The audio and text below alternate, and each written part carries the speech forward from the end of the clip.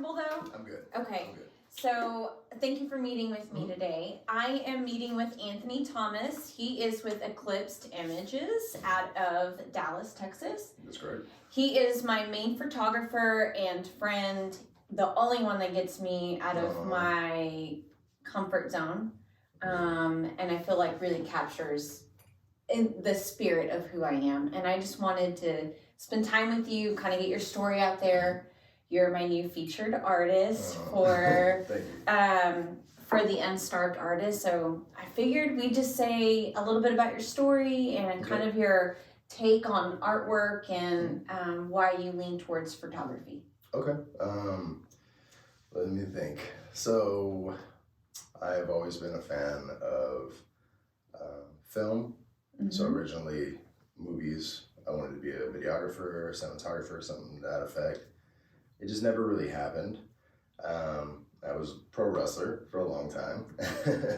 I always thought I was going to be doing something more physical in my life. And then after my injury, things kind of changed. And then my sister is actually a photographer, and I always saw her process of how she was doing things, how she was capturing images. And then I kept feeling myself like, not critiquing, but like looking at different images and like, oh, I would have probably done something like this or that, and it just got to a point where I was like, maybe I should just shut up and quit talking about it and just pick up the camera. And it's been a process of the last 4 years, not knowing anything about photos or anything. Started taking non-stop photos of anything that I thought was interesting or unique or cool. And then over the last few years, I've kind of developed a style that I liked. And I was like, instead of trying to be like every other photographer I'm seeing, why don't I just focus on the ones that I really like? And then there was like, there's Lee Jeffries is a photographer that really like inspired me. And he does photography that most people that I know would absolutely hate to have their photos taken like that. It's a lot of like dead shot, like dead centered, like right on at the face, high contrast, high detail. I was about to say high detail. Yeah, it blows everything out. So like you have a painting of that the Logan painting that you have where you can see all the everything. I love that. Like I love those kind of images. And a thing that he would do is he would go and he would interview houseless or homeless people. And then he'd be like, hey, in exchange for this, can I take your portrait? And then he has these giant blown up photos of these homeless people with like all the like roadmaps of the face. Yeah. And I'm like, that's gorgeous. Like I want to incorporate something like that, but I still like pretty subjects. Yeah. So, and I see that with your artwork. There's a grit, but there's a softness. I feel like to almost all of your photos, if not all of them. And I can appreciate where we're showing the lines and that high contrast, because there's really something beautiful in its regular form that maybe society doesn't allow us or has a different point of view, but good artists I think really embrace it, and I see that in your work. I don't use Photoshop. Like I'll use Lightroom to touch up lighting and like kind of help set the mood. And I'll do little touch-ups, like if you've got like bruises or anything like that. I was like, I'll fix that. But outside of that, I just let the form be as it is and then try to get everything in camera. So. And there's a little bit of fantasy to your work too. Yeah, always. Yeah, always. I try to like blur that line of like I'll touch it up a little bit to the point where between the lights that I use and the backdrops and the colors that we allow in the photos, like I try to blur the line where it looks like, okay, is this a photo or is this a painting? Like, how are we doing this? And just focusing on high contrast light, just, it's been my favorite tool to use. Like, it's been, my main focus has been light. I was immediately drawn to your work because of your lighting. Cool. Yeah, and that's one of the reasons I reached out. I'm glad that Luna connected us because I felt like that just kind of fell into place. And I was to the point where I needed to elevate my online space. And although I love photos and photography, I'm not capable of doing that. So that's why you're here. Yeah. But also it's good because I like, like doing that. yeah, and I noticed it with your artwork. It's more than just pictures. You really treat it like how I treat my paintings. Mhm. And you capture a lot in the eyes. Mhm. And I know that you have a background in film, and I would love to touch on that. Actually, can we go back a little bit further? Yeah. Would you be willing to talk about wrestling and how many years you did that? Sure, And yeah. did that shape you in any way? Okay. I mean, I guess the only way really I could see it like transferring over is my character. Mhm. So when I wrestled for about 3 years. Started in little indie like promotions and stuff. Trained, worked my butt off, worked my way up pretty quick, and started traveling the country. But my character was always inspired by like the Undertaker or a few other wrestlers, like a guy named Taz, or Kurt Angle, guys that are just like physically aggressive, but they made it look really pretty. And I think that was something that I always was drawn to. Is like it's this balance of like aggression, but at the same time it looks like a ballet. And I think that was really cool. And their characters were just mean and tough, and they would just come out, especially the Undertaker, like it was so dark. Everything was like black and purple and gray, and I'm like, those are my favorite colors. First off, I was like, you had me at the color palette. But when I started wrestling, I wanted to do something like that. I wanted to have like my personality, but I just wanted to like turn it up, and then make it dark. And so even before I even stepped out on stage, I used a band called Mogwai. It's an industrial band, or not industrial. It's an instrumental band, and they just do this really amazing job of like setting this melodic tones and like making things dark or really light. And I would use one of their dark ones. It's called We're No Here. And before I would even come out of the back, people were already like, oh, this is so creepy. Like, it's God, how are you? Like, oh, it's scary. So it's like setting the tone. And I feel like that aspect has transferred over to pretty much everything I do. Like, when we shoot, like, the room is predominantly dark. I mean, yes, you need that for photography, but I like to just, again, with light, just focus on what we're doing right here. Even the music that I play. Yeah. I'm like, I get to know you, I sit with you. I'm like, okay, let's find something that vibes, that works, that fits what we're trying to do. And because music is a huge part of my life. Like, I love music. I don't know if it's my ADD or whatever, but it's like one of the things that like mellows me out. You. Yeah. I've noticed that, but I think you figured that out about me. Same way. Yeah. So there's a whole playlist that we have to go through. Oh yeah. And usually, when we start doing the more grittier stuff or the more fun stuff, the music changes, which helps me tremendously because I process with music. I process my artwork with music or listening to stories, like through podcasts. Yeah. But I have to have something else. You have to have something that's like, and the cool thing about that is, there's a thing, and as an artist, I'm sure you're familiar with it. It's called flow. Like between that or your BJJ, anything that's like, when your brain goes into autopilot mode, you get the most like authentic, like creativity. And so music really helps, like, help you travel that river. You know what I mean? Like, it helps you get into that space. So a lot of times, as someone who's in front of my camera, it seems like I'm changing the music to set the mood. I think the music is just geared that way, and so you react, and then I'm reacting to you reacting, and so we go in a different direction. Yeah. And I think that's really cool. Like, that's what makes all this fun. Like, it's been so much fun, and like for our journey together, we've done 3 photo shoots, I think. 1 here, 2, 3, 1 in my space, 1 back here. And I do better. I've realized I do better here. I do better here. It's a controlled environment. So much. The Imaginarium. Yeah. Yeah. So much. And then I feel like when we're flowing, there's something that I treasure about you. I feel like you're so kind and respectful towards me as a woman. Absolutely. Like, the most. If you're having to, if you see an angle that you're like, that's just not there, you're like, can I touch you? Can I move this piece of your hair? Can I fix your necklace? I'm like, that's the most kind and most respect that I think I have felt from another photographer in the moment, Yeah. you know? Well, that just goes down to consent in life. Yeah. Like, you have full autonomy of your body, and just because I'm taking your photo doesn't give me any reason to touch you without your permission, Yeah. without your guidance. You know, like, I'm not trying to. There are a lot of people in the industry.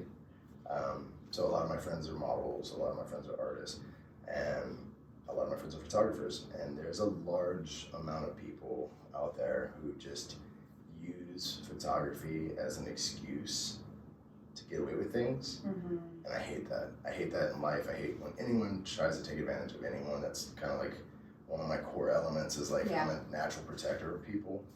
So when in my life, consent is huge. So in my photography and in my art, there's not a chance that wouldn't translate over. So yeah, if I have to position you or things like that, I try to like do it out of respect. I try to like do it with my hand. You know the routine. Yeah, I do. Yeah. Yep. But if I have to actually like move you or things like that, I will always ask for your permission. I feel like it's super important, and I think it's important for men to hear, but I think it's really important for women to hear as well, because maybe that's what keeps them from doing a session, you know? And then your body of work goes from like portraits, like very formal, beautiful portraits, to a little bit more freaky deaky boudoir, like there's some leather and some wood and some lighting, and I'm going, holy shit. It all feels like you, but I know during that time it was a really safe place. Yeah. I've felt doing that over the last year of really leaning into my style. I've worked with some amazingly like beautiful and just beautiful spirited people, and like I've heard horror story after horror story of like, I was working with this photographer and this happened and this, and I'm just like, oh, that's terrible. And so almost every person I've shot with has like messaged me or talked with me, because I always have like my lifestyle background, there's a thing called aftercare, and so this photography is a very intimate, personal moment, and to just share that space for an hour or two, and then just call cut and be like, okay, cool, have a good day, I'll see you later, like, here's my Venmo. You know? To just send that on, that makes it very transactional and informal and just kind of ugly. So there's always like a there's always an aftercare to me. There's like, I'm gonna sit with you, I'm gonna talk, we're gonna discuss things. I want to get a feel from my clients, I want to get a feel from my people that I'm shooting with, and then afterwards we're gonna sit down, we're gonna talk. We're gonna talk about how you felt during. We're gonna talk about how you're feeling now. I usually feel like high whenever we're done. Never touched anything. You're different. So different. You were hyped and you were like, you were ready. You're like, bye. And you go. And somebody coming going, damn it, I know I signed up for this. And then by the time I leave, I feel like but the last time we were like painted Barbarella. That's what we went for. Yep. It was total Barbarella, you know, goddess vibes. And that ended up becoming one of my favorite shoots, and honestly one of my favorite photos I've ever taken. Like, it was just like perfect. Like, everything lined up perfect. I loved it. Can you describe it for those people? I'll throw it up on video, but can you describe it for everyone that's listening? So I ended up titling it Smear, by the way. That's the name. So it became part of the S series. So all three of them had S names. So it's Smear, Spectre, and Still. And it was not intentional. I was just naming them and then put them together as that. But in the photo, you and I had talked about doing this. Like, you've talked about it a couple times, and you're like, I want to do like a face paint. And we did the first one, and it was beautiful, and I loved them. Can't show them to the world, but they're amazing. I got a little shy. It's okay. It's all right. No, it's totally okay. And that's another thing with it. It's like, these are your images. This is your body. Yeah. This is your comfort Yes. level. And you check in with me. You're like, can I post this? And the thing with our relationship, I want to feed your artistic spirit as much as you want to feed mine. And it's this like ecosystem of creativity. but it's very respectful. Absolutely. Yeah, and I'm like, oh shit, I want Anthony to leave feeling good about his work. And I think vice versa. You want me leaving feeling good about the way that I looked I want or you to felt. feel powerful in your images. And I think that's one of my favorite things about shooting with you is like we're getting there with you. Like we are like I'm seeing you. You know what I mean? Yeah. It's we're getting away from awkward zombies. We do have Jess setting on the camera, and that helps. Explain what Jess setting is, because that creates a lot of work for you, but I appreciate it. It's okay. Jess setting is just a burst photography. That's all. It's just burst photos, because you'll be in this like perfect, amazing, like just like we're there, and it's like, oh, look at how majestic she is, and then just. And that comes out, and I'm like, oh, damn it. I'm gonna take this photo too because I like it, but I'm like, okay, we gotta let you reset and get back to where you were. So that last shot was somewhere. What did I say? Like 1,100. There was so many. It was 1,100 to get like a handful, which I appreciate. Amazing handfuls. Yeah, and something that happens with me is I just get in my head. I'll go from like this beautiful stoic creature to being like, oh fuck, I'm on camera, and then you can see the quick decline. Yeah, that's why it's like this. So it looks like a little mini movie. Like you can see your thought process. You're like, and then it's you trying to get back into it. Hold on to it. I was like, it's gone. Like, it's okay. We got this. It's alright. Yeah, I think your steadiness helps me because I always talk about I live in this like really giant realm of fantasy, but I'm also my worst critic during that time. Yeah. So I think you balance it like, hey, we had it, this is where you're at, and we're gonna reset. I'm like, okay, he saw it, but I'm good. Yeah, I'm good. It's fine. And the cool thing is like your laughing photos are also some of my favorites too. Like it's just so like the little mischievous one, I think that's probably like the little sneer. Yeah. The pinched nose and everything. I'm like, that's cool. Those the pinched nose I'm known for. It's like had it be the pinched nose I'm known for. I've done that forever, and all my high school friends, those were their favorite photos of me because I did it back then. It's just a little squanched up nose. Yeah. Like I have in photos that I take, I always have like a few ones that I always do that I'm known for too. It's like the rock eyebrow thing. Yeah, the rock eyebrow. I love that. Or whatever. And then it's that, or it's even like it's like the ones. Right? So I love that. Well, what made you decide to do this for me? This is your vocation. Yeah. What made you decide that this was it? More than just seeing your sister. How deep you want me to go on this? Yeah, go deep. Okay. Go deep. All right. So everyone over the last couple of years have had like a really rough experience. Like everyone has gone through a lot over the last few years with COVID and everything. But prior to that, 2 years before COVID were probably some of the roughest years of my life. They're definitely some of the roughest years of my life. I lost a lot of very, very important people to me. And it was like a 10-year marriage was like coming to an end. My best friend was sent to prison. I had 4 really close people in my family die like back to back. I wasn't able to see my stepson who I had raised. So I had a lot of loss, and seeing people just disappear, and especially people who, a couple of them I sat with before it happened, and I just talked to them. I was like, hey, what's something that we can do? Like, what's something that you want to do? Like, even with the limited experience we have, the limited time that we have right now, what's something that you want to do before you go? And a lot of them were like, I wish I would have done this, or I wish I would have done that. And it just really hit me. And I've always been a pretty like impulsive person. I've always been like living in the moment. But I realized like our time on this earth is very finite. Like it's gonna have a stopping point. And I feel like the best way to honor our lives is to live them. And so I started living a few years ago, like right before COVID happened, I was like having the time of my life. I was doing everything and anything.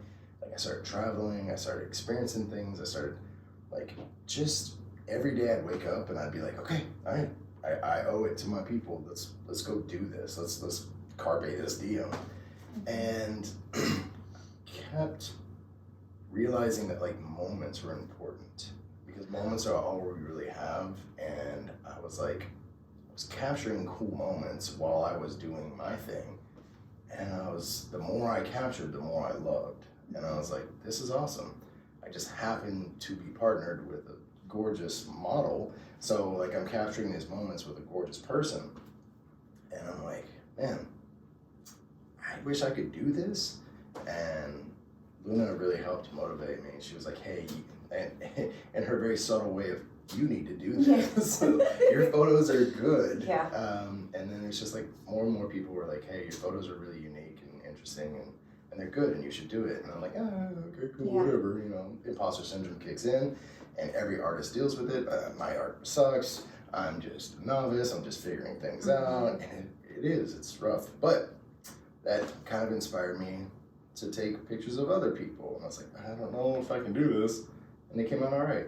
And then the next time, they came out a little bit more all right. And it just snowballed. It got better and better and better. And I think now with my art, what I'm doing is, like you were talking about, like seeing you or seeing people. And like, I've always been an appreciator of the human form. I've always been an appreciator of someone's beauty, whether they be male, female, non-binary, whatever. I've always been an appreciator of the human form. Yeah. So my objective has been to sit with a person, talk with them, find out a little bit about them, and then put the lights on and watch them either shine or fold.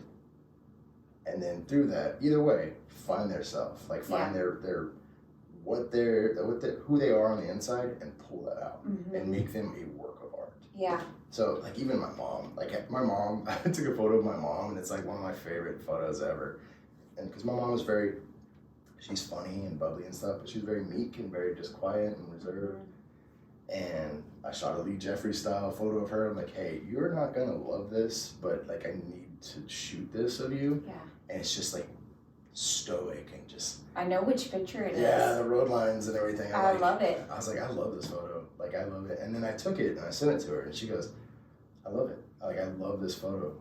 And she's like, I love it so much. And then she sent me a photo of her as a teenager that she took and it's in the same pose, but like the opposite direction. And it was cool. It was like something that was like 40 years apart. That photo I've never seen, but it's like, boom, these almost exact images. Yeah. And it's like, you get to see a roadmap to this woman's life. I love that. I was like, that's cool. That's what jazzes me up about like portrait photography. Like, yes, I love landscape, I love street art, I love all the artistic stuff, but like, just like immortalizing or capturing a moment in a person's life or people's lives, that's cool. That's what photography is. It's like capturing moments. Yeah. Just like, there it is. You're really good at like creating memories. Yeah. Really, like I know I'm gonna look back at these photos and treasure them. I mean, I already treasure them, but it's gonna be on a whole nother level because the journey just keeps growing. And a lot like you, a lot of my journey is centered around grief, loss, like hardship, and those things shaped my art. It doesn't define my art, but it shaped it. Yeah, absolutely. And it gave me a platform to kind of work off of because it's a feeling. Yeah. I don't think that culturally we talk about it enough. So we go really inside sometimes with our artwork. Yeah. But I do love, and maybe this is why you and I click so much. I love that that's kind of a starting place for the two of us. I didn't know that about you. Oh yeah. So good. Yeah. It's so good. It's amazing. And then we're in Dallas. There is so many avenues of art in Dallas. I don't think that Dallas is well known for it, but every time I walk to the Arts District or Bishop, not just Bishop Arts, but Deep Ellum. Deep Ellum. Oh, Deep Ellum is like smeared with art everywhere. And I have a friend, her father is a very well-known and respected artist, and he runs a gallery there in Deep Ellum. It's like the only one there. And I'm like, I know an artist that needs a gallery in Dallas to be in, but it's okay. fine. Yeah. But I was like, it's ballsy to have it there at Deep Ellum right Yeah. there. But yeah, it's been there forever, and it's like just one of those things that's kind of respected, Mm-hmm. and they do amazing art, and they showcase it, and just, I don't know. Yeah, but there's definitely a very old, very respectful like art community, but it's like Underground. Mhm. So much where I'm like trying to tap into that. yeah. 'Cause- Do you see, I see you working more in the art community than like myself. Mhm. If not to compare both, Mhm. but I feel like you have a better understanding of this community Mhm. and how your, not just your place, but how to grow it as well. So I'm new to Dallas, so but like Maybe it's your adventuring. it is. I live that hippie life, so I end up inadvertently like crossing paths with a lot of artists, and Mhm. we just vibe. And so a couple of my really good friends are both like very well respected, like amazing artists. One is a pretty well renowned sculptor in the nerd community, Mhm. and the other one is an illustrator, and he does like character designs and like variant covers for comic books and like I know who you're talking yeah, about. What's his handle? Tentacles and Tentacles Teeth? and Teeth. What's his name now? His name is Rich. Rich. Yeah. Love his artwork. Mhm. Yeah, like when you walk into my house, it's like one of the first things you see. It's like on display. Like It's his art is so good. But yeah, Brandon is the other one who's the sculptor. He's Mhm. just amazing, just like a giant mountain bear of a man. But he's a sweetheart. And I love Mountain Bear Man. Yeah. I was like, we seek each other out. Yeah. But they have been doing this for a long time, and Luna's initial encouragement to go, hey, do this. Like, you have talent, just do it. Mhm. And then doing it, and then meeting them, and then showing them, and then being like, hey, I love your art. Like I love your art. And I was like, shut up. Y'all just Yeah. trying to Just be trying cool. to hype me up. Nah, like every time I'm with them, they're like, dude, like, yes. And then so twice now I've had my photos in art shows with their stuff, like right next to theirs. And I'm like, this is surreal. Like, this is crazy. Yeah. Like, there's like, I would pay like so much money for their stuff. And Yeah. like mine is right there. And especially like, it was really cool because actually it's your portrait and directly below yours is Richard's. Ooh, And I'm like- that I'm makes like- me so excited. I was like, this is so cool. This is so gangster. Like, this doesn't even seem real. But yeah, even like we were doing this fundraiser for like a Burning Man group that Mhm. last night. We were all hanging out together, and we're all at some point we're at this after party and we're just chilling by the pool, and then my photography gets brought up and like the whole group starts talking about it. And I'm like, oh, this is weird and uncomfortable. I don't like it. But it was like everybody saying nice things. I'm like, Yeah. stop saying nice things about me right now. This is really weird. I get like that. Yeah. Total. I just talked about it. I get imposter syndrome. Oh yeah. Where I feel like I can't be in the room with these giants. Mhm. Like, there's no way. There's no way I'm good enough to be around these people who I admire. Mhm. I think I am, but You is. deep, You yeah, is. but You're deep always down, amazing. I tell myself, you're not good enough. But here's the cool thing. Like, I don't know how many like big wig artists that you've had deep conversations with, but like I've had a lot because we hang out in very, how can I phrase this? Free Relaxed ways. settings. Very, very relaxed settings. And in those moments, like people are honest about how they feel about things. Yeah. And every artist that I know, doesn't matter how long they've been doing it, imposter syndrome is real. Mhm. Insecurities are real, and everyone doubts their work.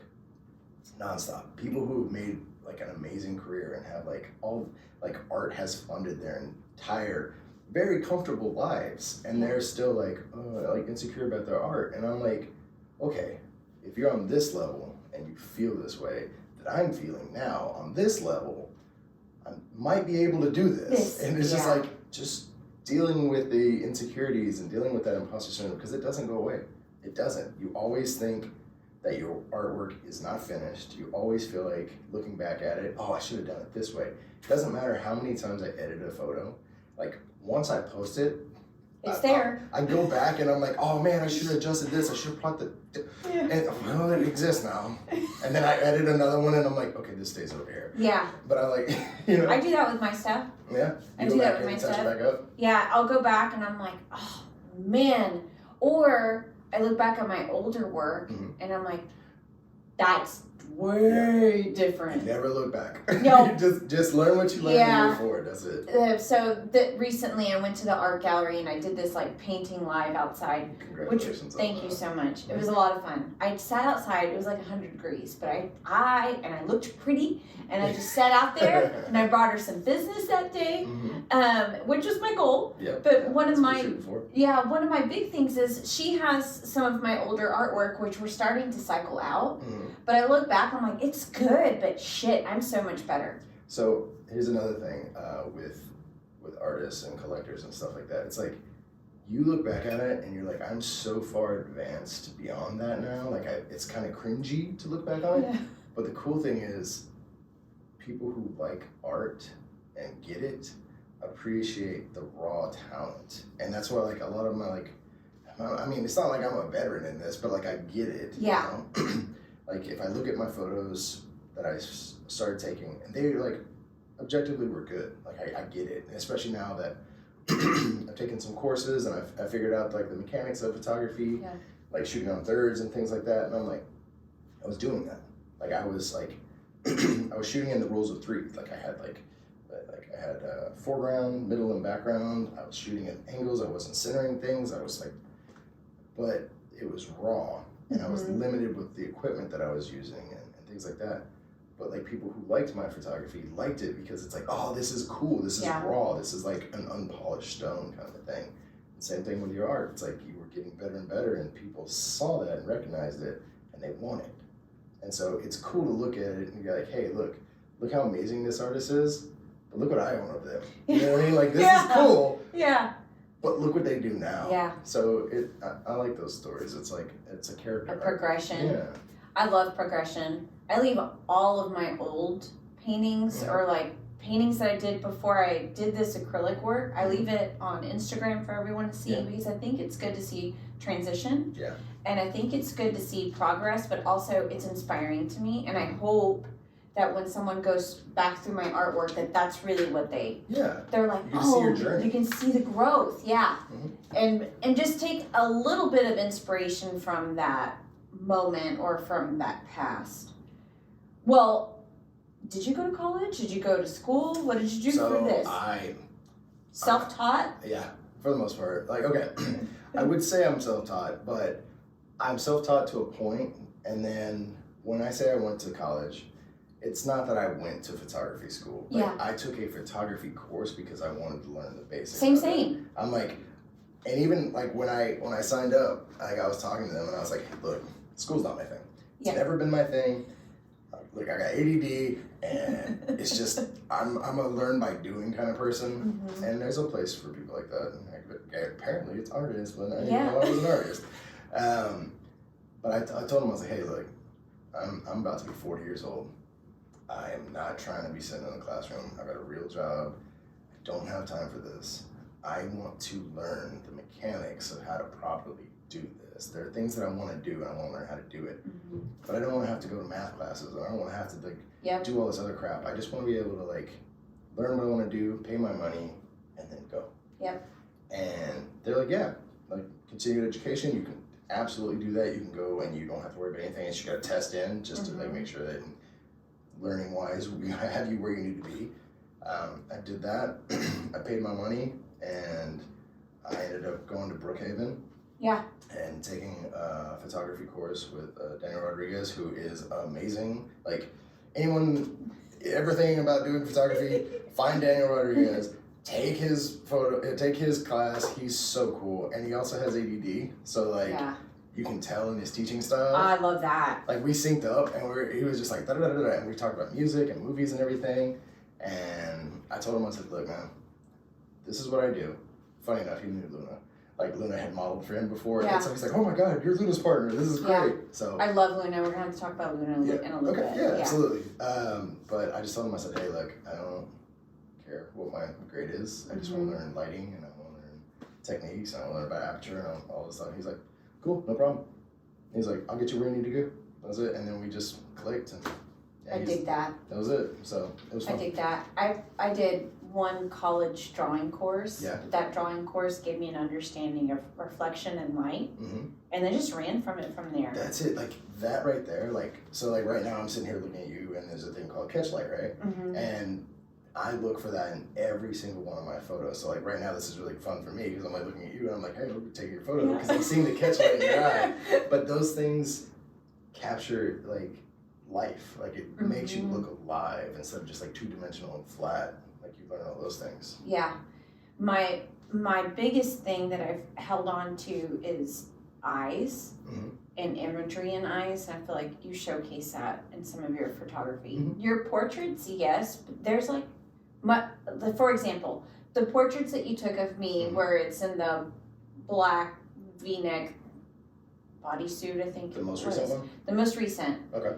The ones where I'm kind of crouched down, I feel so stoic and gorgeous, but you captured a reflection in my eyes that's why I fell in love with those pictures. Yeah. I feel like it's the best version of me. I dig it. I dig it so much. You turn into a little badass in front of the camera. It's so cool. It's so funny. Like, it's so it's cool. My superhuman power. Yeah. It's like channel Wonder Woman. Yeah. We were channeling a lot. Well, we met because of Luna. Luna is an incredible human. Yeah. I treasure Luna so much. The way that Luna is kind of like, it's like this spirit of just being your true self. Yeah, she's authentically her, regardless of any situation. She doesn't.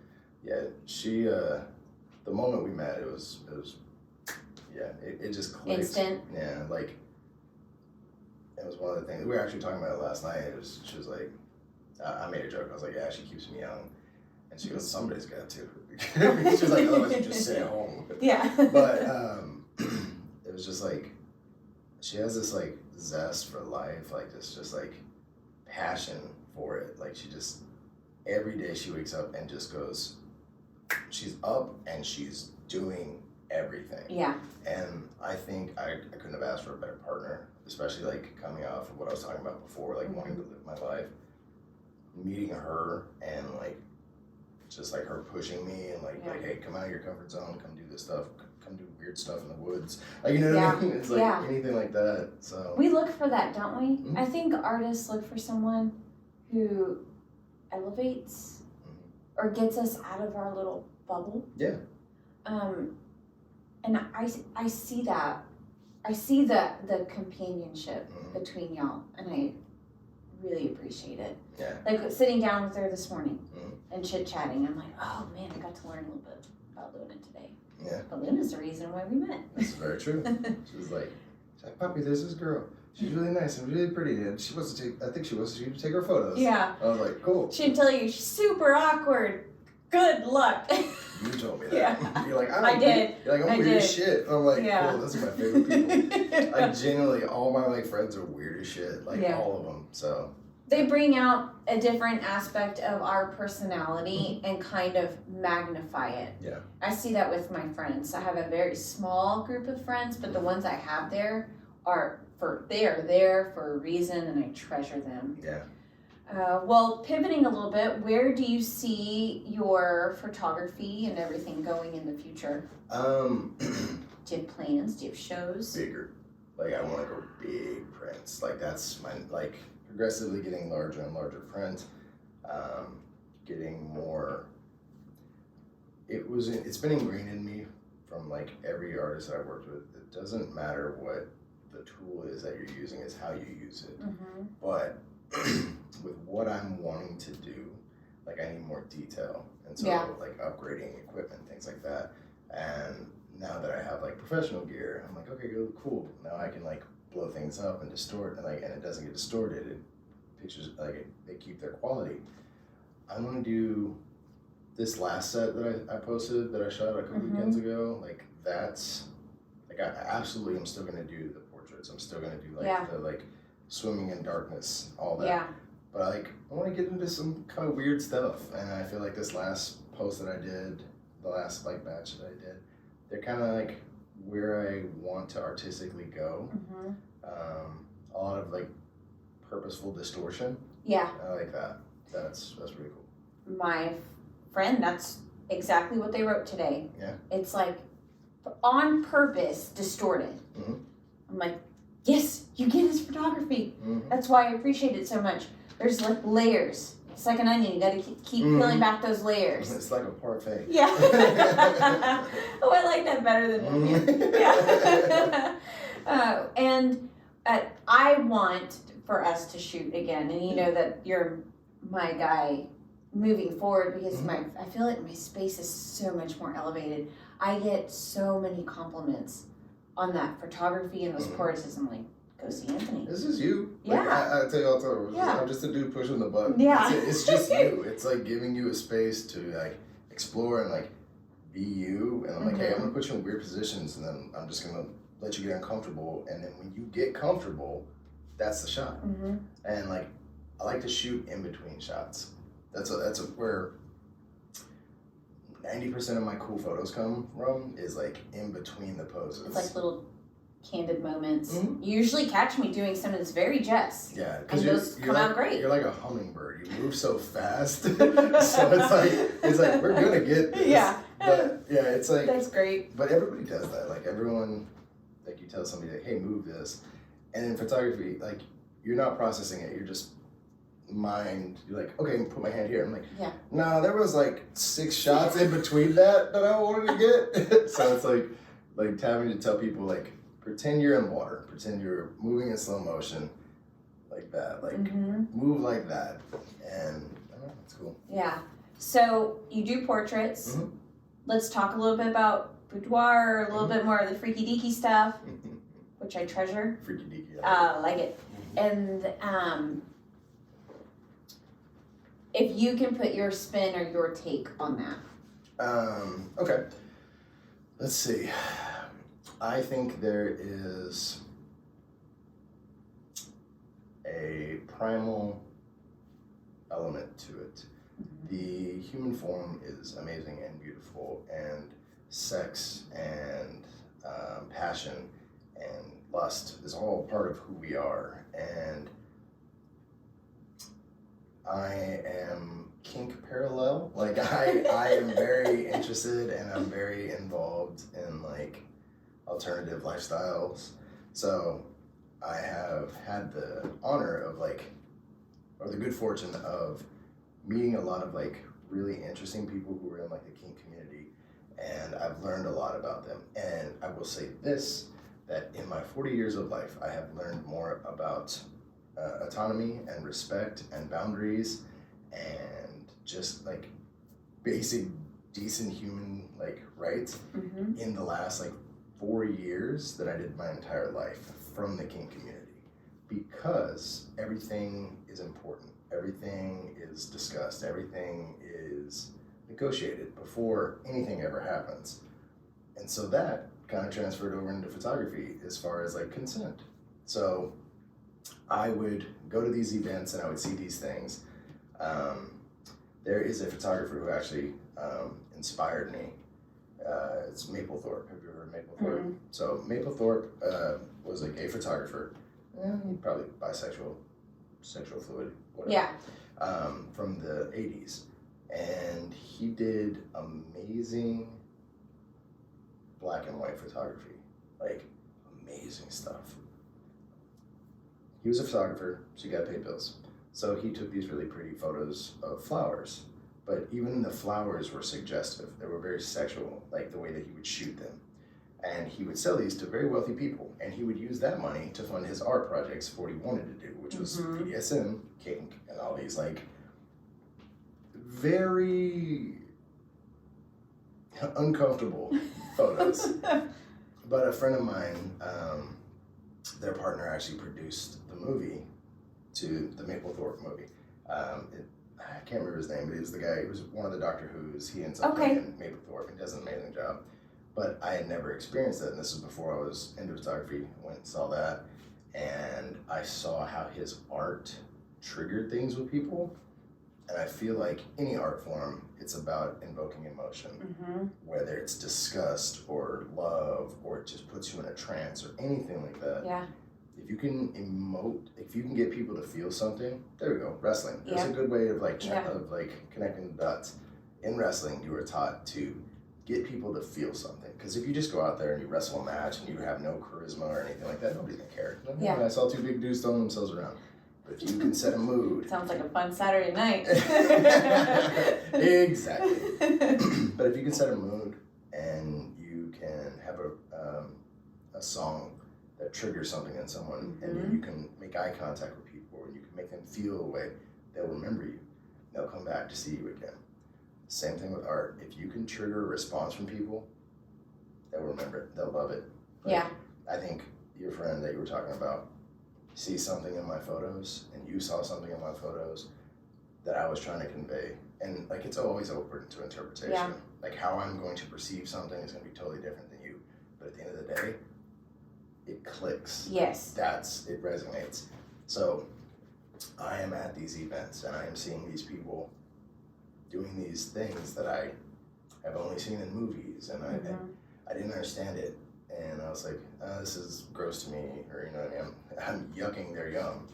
But as I got to talk to people and I got to know people and I understood the dynamics of people's relationships and like what a scene is, I found myself in a very voyeuristic space where I'm like, oh man, this is awesome. Like, because it's all about mood lighting and like setting the tone and like people engaging in things. And I was like, okay, this is really cool. And I guess with photography, it's like, how do I safely and in a controlled way capture moments like this? Yeah. So some of the first people that wanted to model for me were from the kink community and things like that. They're like, okay, I like to do, like I have straps and I like have this and this. And I was like, okay, cool, let's figure out how to shoot this. And it's been amazing, like watching it and capturing it. And so yeah. And it's giving people a place too where they can feel from that community, where they can just don't feel marginalized or don't feel set aside. No. I feel like it's so honoring. Yeah, because it's like, I don't want to like push this to the side or anything. It's like, I want, like, this is center stage. Like, this is the art. Like, this is beautiful. Yeah. And I think, sorry, hold on. Yeah, you're fine. Oh, sorry. That's what happens when you wake up late. Let's talk about that. Let's see what had happened what had happened was I was out with these artists last night and they like to party and I don't like to charge my phone. So I was like, I know Anthony, and Anthony always responds, this guy is asleep. I'm gonna go get him coffee. Oh man, I'm like, we're all good. I look and I'm like, oh, it's Sunday. No. I read your emotion in the text. Yeah, I was like, I'm so sorry. I'm so sorry. Oh my God. Don't apologize. We're all good. I was like, where are you? You're like, I'm outside. I'm outside. Okay, this makes this easier. It's so much fun. No, but I treasure you. I'm so grateful that we got to sit down today and go over your artwork. Can you tell everyone where to find you, how to connect with you, how to hire you? Okay.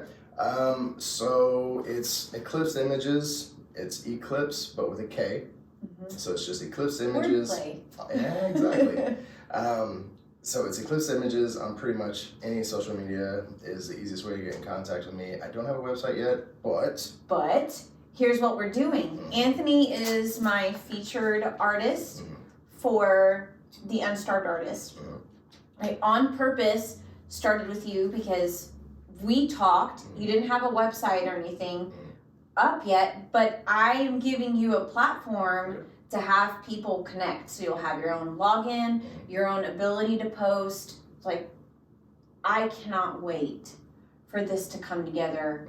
Full spectrum. So if you go to the Unstarved Artist, you will find Anthony, his contact information. You'll see a gallery of his work, a body of work, which you're going to have to add to because you've been a busy bee. Yeah. I'm like, how much bandwidth you got? I'm like, let's go. Let's do it. Let's click on this and just go, whoa, you know? And something that I want to do with following up with this is show a progression of your work on there. Okay. That's one of my main things is after the portal's built and the gallery's up is each artist being able to edit their gallery as they see fit. Okay. That'd be dope. Right? So it takes away, it gives people a place to find you. If you want to get in touch with Anthony, like write me on the Unstarved Artist. I will connect you and I'll make sure that all the information's on here as well. But then I can't wait to see that expand. Yeah, absolutely. And you're kind of like my test subject right now. I'm a guinea pig. I'm with it. I do have an email though. Let's if do that. anyone wants to get in contact with me, it's just eklipsedImages@gmail. Yeah. Super easy. Like Super. Nobody has Eklipsed Images, so it's super easy to find me. Yeah. And then if you go to JM Artwork Studio, all of my black and white photography, and we have some colored pieces on there, but mainly black and white stuff is Anthony shot all of that. And, you know, my friend, I'm just very grateful for you. Thank you. Yeah. You've been a blessing from the beginning. Like the best. All right. Well, thank you all. Join later on. We'll see ya. Bye.